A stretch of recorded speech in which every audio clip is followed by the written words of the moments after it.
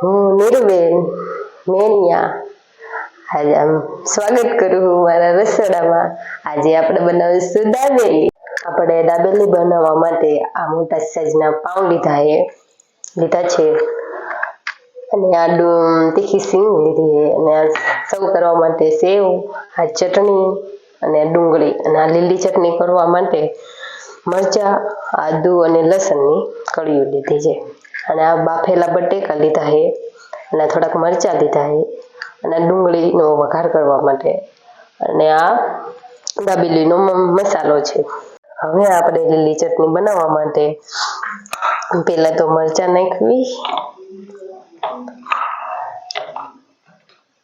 અને આ લસણની 2-3 કળીઓ, 4-5 અને થોડોક આદુનો કટકા,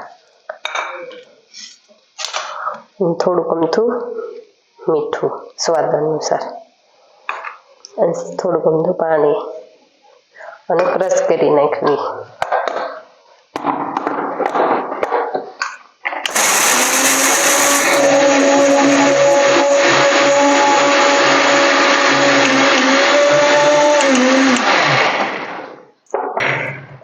જો આપણી લીલી ચટણી તૈયાર।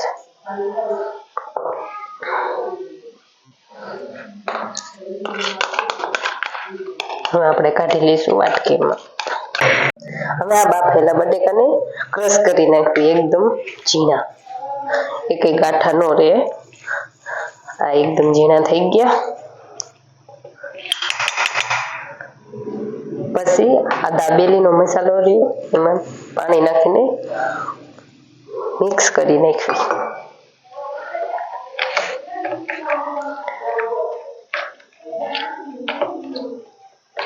મિક્સ કરીને હવે આપણે ગેસ ચાલુ કરી પેન નાખીને એમાં તેલ નાખી દઈશું, એક મોટી ચમચી જેટલું।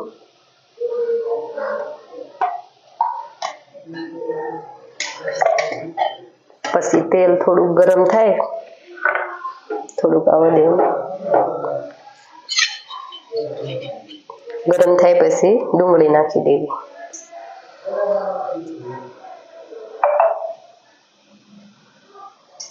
આપણું તેલ હલકું ગરમ થઈ ગયું છે।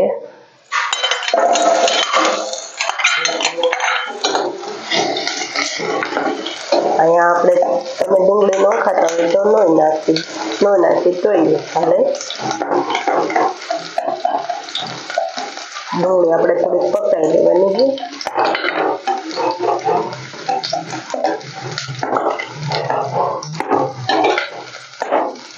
થોડોક કલર બદલાઈ જાય ત્યાં સુધી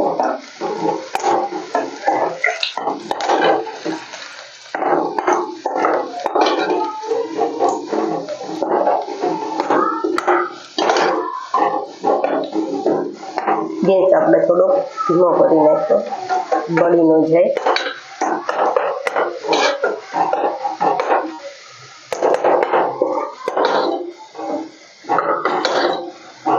પછી ઓલો દાબેલીનો મસાલો આપણે પલાળો તો એ નાખી દઈશું, મિક્સ કરી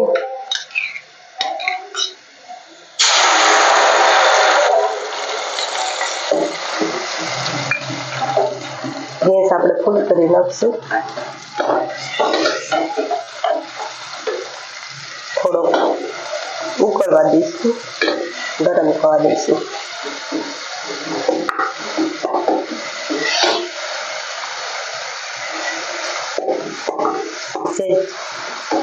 કલર બદલાઈ જાય પછી આપણે બટેકા નાખી દઈએ।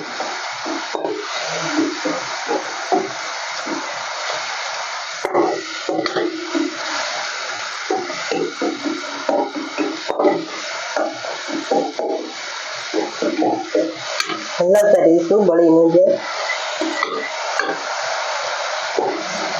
ગેસ ધીમો કરી નાખશું।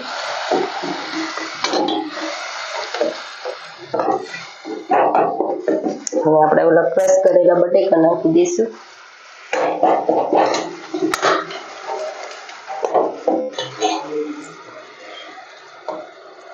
થોડાક મરચાં હારે નાખી દઈશું।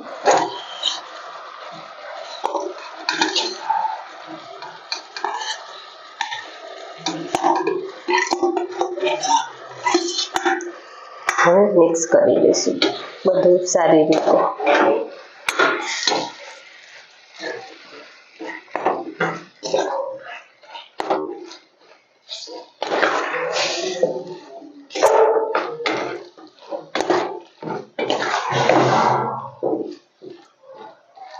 મેં બટેકા બાફતી વખતે મીઠું નાખ્યું હતું, એટલે આમાં થોડુંક એડ આપણે કરશું।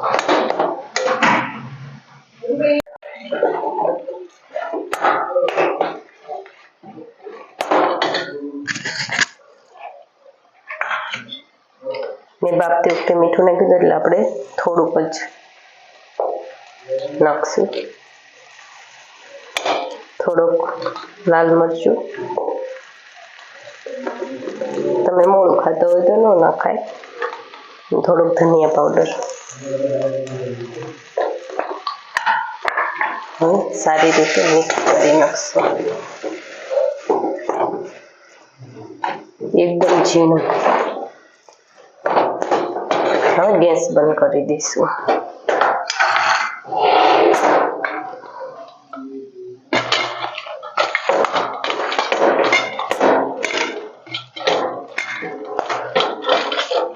અને ખાટો મીઠો કરવા માટે આપણે થોડીક અળિયાળ લાલ ચટણી 2 ચમચી નાખશું, એટલે સ્વાદ સરસ આવી જાય।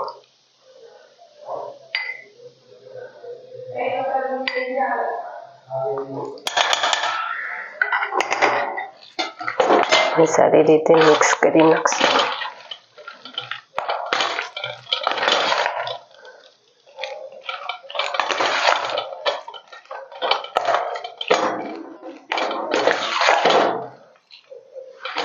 મિક્સ કર્યા પછી હવે આપણે આ પાઉં છે એને કટ લગાવી દઈશું।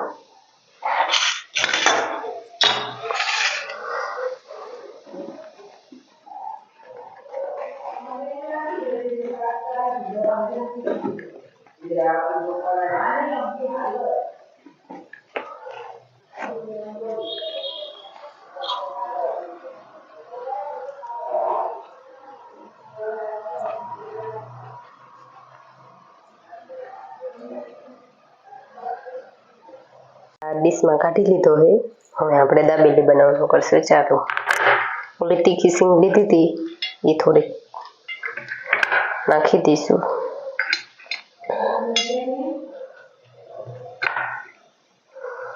પછી ડુંગળી,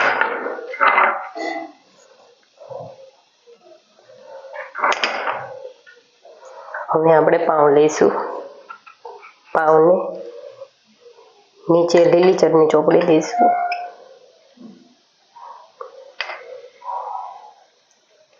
અને એક સાઈડ ઓલી ચટણી લાલ ચટણી।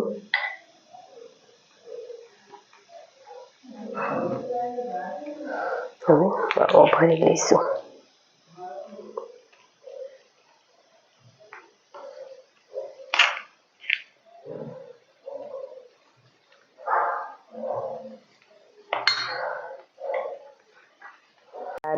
હવે દાબેલી શેકવા માટે આપણે ગેસ ચાલુ કરશું અને રોટી લઈશું। ના તો હું તેલ નાખું।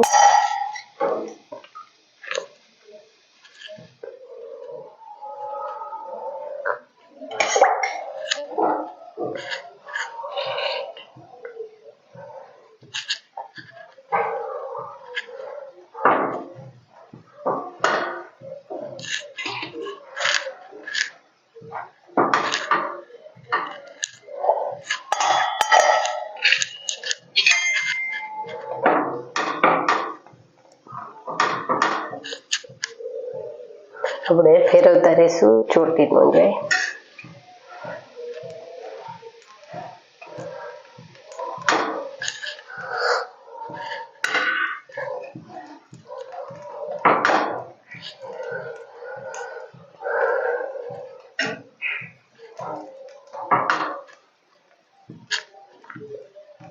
હવે ફેરવી નાખશું।